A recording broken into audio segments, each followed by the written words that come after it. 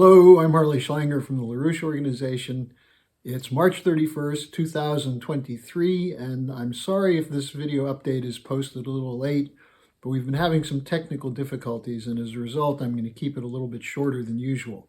But I want to give you a report on what's going on with the so-called Summit for Democracy.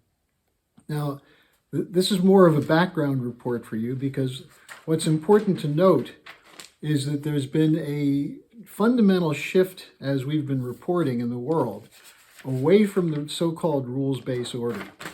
And the rules-based order is a phony concept that comes out of a grouping in the State Department policy section. And these are the ones who came up with the original idea which became the Summit for Democracy. The State Department policy planning section was originally created under George Kennan in 1947. Kennan was the author of the containment doctrine against the Soviet Union.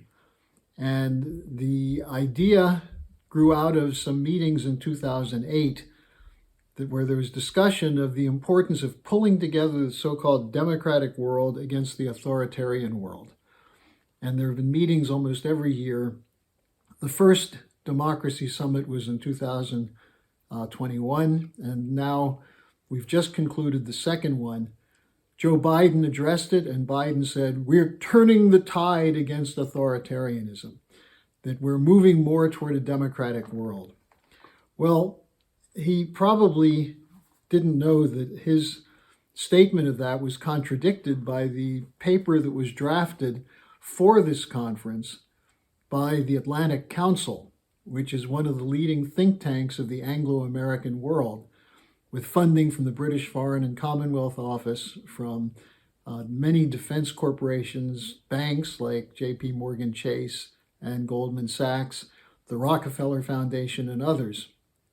And they're committed to maintaining the rules-based order, which means they dictate the rules, and countries either obey or become subject to disruption, internal color revolutions, coups, assassinations, or wars. That's the reality of what this represents. So I want to read to you a few quotes from this Atlantic Council paper for the summit called Fostering a Fourth Democratic Wave, a Playbook for Countering the Authoritarian Threat. It's written by 3 members of the Atlantic Council, 3 fellows, all of whom came through the State Department Policy Planning Group and the German Marshall Fund. Now, there's a proclamation in the beginning, in the foreword, that says the opposite of what Biden said. It says, quote, a powerful autocratic wave is sweeping the globe, unquote.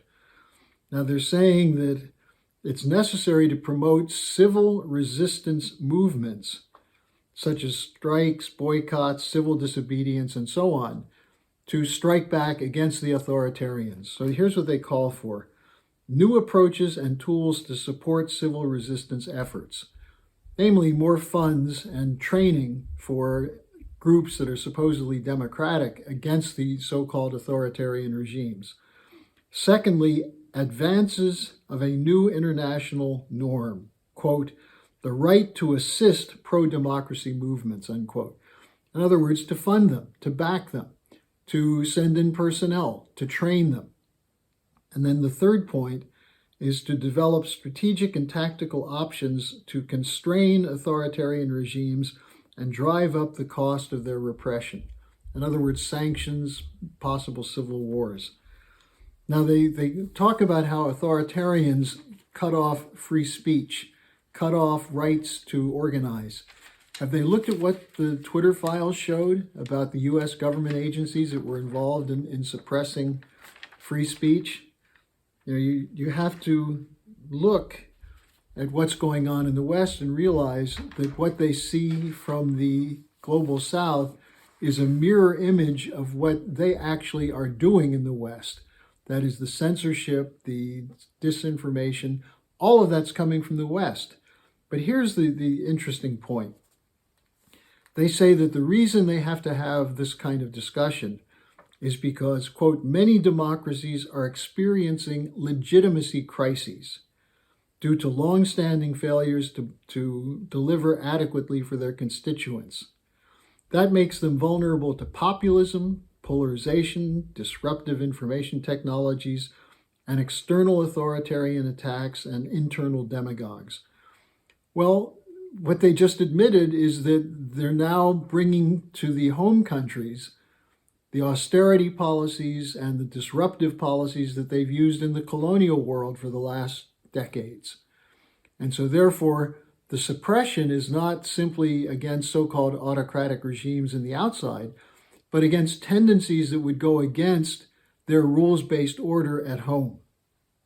Now, they talk about this right to assist. That means they're saying it's justified to fund movements such as the Maidan Square movement of Nazis that overthrew the Yanukovych government in Ukraine in 2014. So what we're looking at is a long-term project to target countries that wish to move out from under the control of the dollar-based system into a new strategic and development architecture. The bad news for Biden, Blinken, and their networks, including the British, is that most of the world is prepared to move out. There are many, many efforts being made to establish new payment capabilities, investment, transfer of funds into local, regional currencies, into new financial operations such as the Shanghai Cooperation Organization Bank, the BRICS Bank, and so on. And the reason for that is that these countries want to defend development. They want to fund investment in the real physical economy to improve the standards of living of their population, which is seen as a threat by the green ideologues who are tied to the financial ideologues of the rules-based order. And so they are subverting sovereign nations to force them, whether it's blackmail, cut off of credit, or civil wars, assassinations, coups, and wars. They're forcing countries in the past to stick to the system, as they did with Iraq and Libya. But you can't do that with Russia. You can't do that with China. They're too big. And now we're seeing other countries like South Africa, Brazil, Algeria, Nigeria, Indonesia, lining up behind and in support of Russia and China and new systems to fund development. And so the Summit for Democracy, so-called, is a fraudulent grouping that's there to justify all kinds of hybrid warfare, kinetic warfare, all kinds of operations to undermine and sabotage the potential of nations to develop a multilateral system in which sovereign nations work for mutual benefit. That may sound like a mouthful, but it represents a fundamental transformation in world affairs, one that the City of London and Wall Street wish to crush. And so they create these conferences where they try to make each other feel good about how they're working together against the authoritarian bad guys, when in reality, most of the world looks at them and asks the question, are they listening to themselves? Do they have a capacity for self-reflection? Do they realize that they're the bad guys, not us? And what's necessary now is that those of us who live in the West shouldn't feel threatened by these moves against the dollar system, the so-called de-dollarization, but should see it as an opportunity for us to join with the global majority in putting down the City of London and Wall Street control and returning to a world in which nations respect each other's legitimate security concerns and wishes for economic development for mutual benefit. I'm attaching a link to my interview with Helga Zepp-LaRouche from yesterday, and within a couple of days I'll be posting my article on this subject. So thanks for joining me. Sorry for the lateness. See you again next week. Hello, thanks for watching. Be sure to like, subscribe, and hit the notification bell so you don't miss any of our videos. Support our independence to produce videos like these. Become a member of the LaRouche organization at thelarouche.org/member.